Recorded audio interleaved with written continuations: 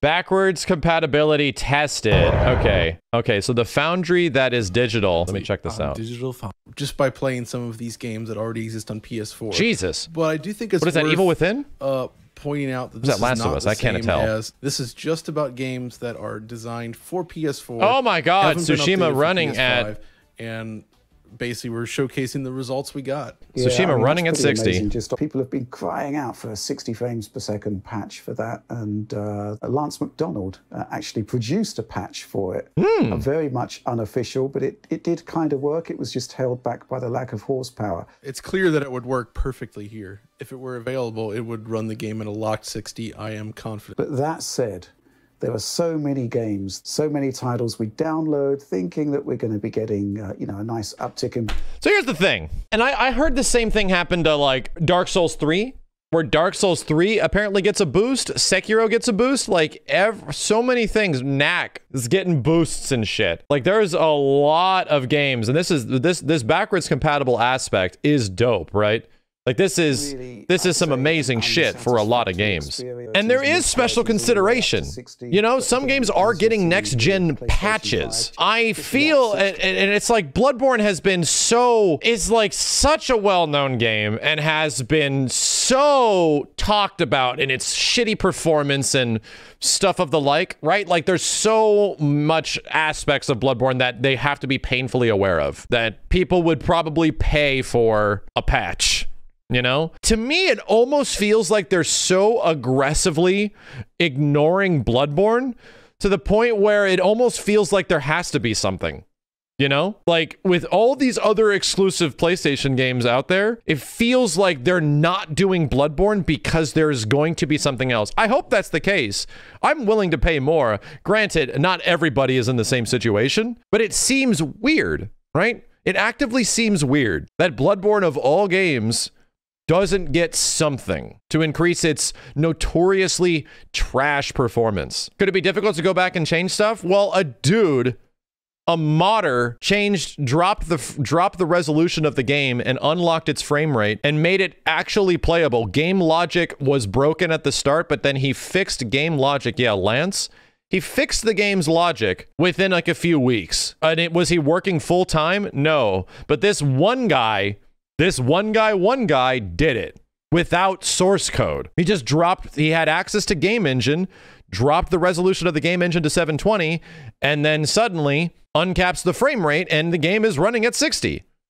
Hero 1 guy showed that it's actually completely possible. Probably not 7 Remake then. I think 7 Remake, you're gonna have to wait for the definitive edition, right? That's what they're waiting for. I mean, it's Square Enix, dude. They always do this. Not just a patch for next gen. The 7 Remake is already locked at 30. You're going to be waiting for an update, right? You're actually going to be waiting for a new version of the game that will unlock the frame rate. That's absolutely going to happen. Probably is going to come out April of 2021. Yeah, things running at 60 that normally did not run at 60, man. These unlocked frame rates. There was a lot of games that unlocked frame rates on this system. It just keeps happening over and over again. And that was the whole thing with the PS4 Pro, is that the PS4 Pro allowed games to have unlocked frame rates. I don't think 30 FPS games are over either. No, I don't think 30 FPS is going to be gone. But I think the options to have 60 FPS is going to be more predominant than ever, especially with next-gen consoles. I think it's a fun little You're going to get the option to run the game at a either dynamic or lower resolution that will be 60. Do these higher frame rates require the SSD? Not so much. No, the SSD would have a performance impact on wasn't enough to actually lock actual games with data streaming, a lot better, but the data stream isn't as much what affects frame rate. That's like clock power, like actual clock speed horsepower type shit. Perfect Xbox example. Series X. Digital Foundry can find shit like this. That's exactly it, right? Just throw horsepower at it. Don't actually like look for problems and fix them. No, just throw. Here's more RAM speed. Here's more clock speed. Here's a better GPU. Like, just you open up the floodgates. I suspect that might be what's happening here. Maybe. And with games, you can't just open up the floodgates and expect the engine to utilize everything, because it just you need access to sourse code. You need access to the engine to actually make those adjustments. It's like people complaining in the past where it's like, I upgraded my system, I got so much RAM, I got a bigger GPU, I got all this stuff, and I still can't run these old games at better frame rates. What the hell? Like, That usual like new PC user experience, like confused like why my old game cannot run better, even though I have put so much money. I spent $2,000 on this rig and this shit only runs at 35 FPS or something. What the fuck is going on? It's not your hardware, it's the engine. Like the game itself doesn't know how to optimize and utilize better hardware than what was present at the time. So it doesn't matter. Like it will actually take users to come back and fix those problems and make adjustments to the engine to even allow it to use like multiple cores or faster RAM or even shit like that, right? In any situation. And this is like the reverse where PS5 seems to just, it seems right now, we obviously don't have it yet, and this might even change at launch. It seems like they're just like, more horsepower, right? Throw more horsepower at this shit. Is it going to make all your games actually run better? Most of the time. But still, like, there's still going to be issues where these older engines of games are not going to know how to use GDDR-X RAM, like crazy, all the horsepower of a PS5. This has come out of nowhere. Ooh. So it's fascinating here because everything is Netflix. I was hoping a little bit that some of the behind the scenes of the Xbox Series X and the PlayStation was not just going to be Netflix, but everything is Netflix now. Okay, that's what's going on. That is the nature of entertainment and the way it is distributed, and that's the way it's going to look. And shut the fuck up. Do I love it though? I don't hate it. I don't hate it. I mean, there's a reason why these interfaces of the Xbox and the PlayStation from 2013 are copying movie stream service interfaces because they are easy to use and they're easy to like look at and identify and do the thing. You know, there's a reason they're doing it. Wow, actually, this is the launch game of the PlayStation 4 actually running at 60 FPS now. Wow. PlayStation 4 owners out there. I never bought or played this, but this was like the big as to whether the library this is next gen, right? This was the game that was like, fuck, dude, this game looks ridiculous. This was the game to do it. GameSpot has a comparison. Really? Damn, you realize how much arbitrary time is spent on this shit, you know? Introduction screens and shit like that. Oh, and they fucking popped up at almost the exact same time? Damn, that's weird. That's weird that they popped up that's practically the same time, right? I'm not gonna give a 1 second difference as in, the Xbox is better!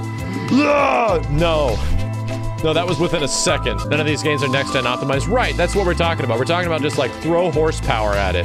See what happens. I can tell you from experience, on certain games that had a shit ton of loading, like Monster Hunter World, there's a pretty big fucking difference when you fire up Monster Hunter on an Xbox Series X compared to an OG Xbox. Well, there you go. Look at that. I mean, if there wasn't any more convincing I can make you guys see, if there wasn't any more, the Xbox One, doesn't matter what games it has. Its controller could be a leech that attaches itself to your butt. It loaded Final Fantasy 15 22 seconds faster. Doesn't matter if it doesn't have Killer Instinct. Doesn't have Demon Souls, doesn't have Spider-Man. Xbox wins. For anybody that doesn't know, none of this shit fucking matters.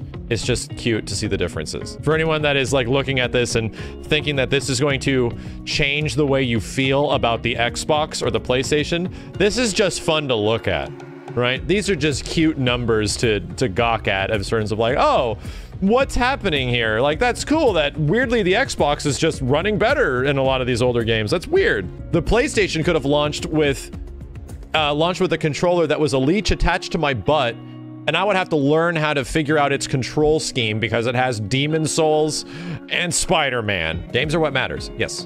In every situation, games are what matters. Which is also why I like the Xbox too. You know why? It might not be playing a lot of next-gen games at launch, but Xbox does have a lot of games. They are old games. Don't get me wrong. They absolutely are old games. But sweet Jesus, dude. Playing games all the way back to Daytona USA on the Xbox 360 and things of that nature is dope. And Game Pass is a great deal. Like I've been saying before, it's pretty clear and painfully obvious that Microsoft is not ready for next gen in terms of their software. But in terms of what they're offering you for the value, Microsoft clearly is going to have a lot to offer down the road.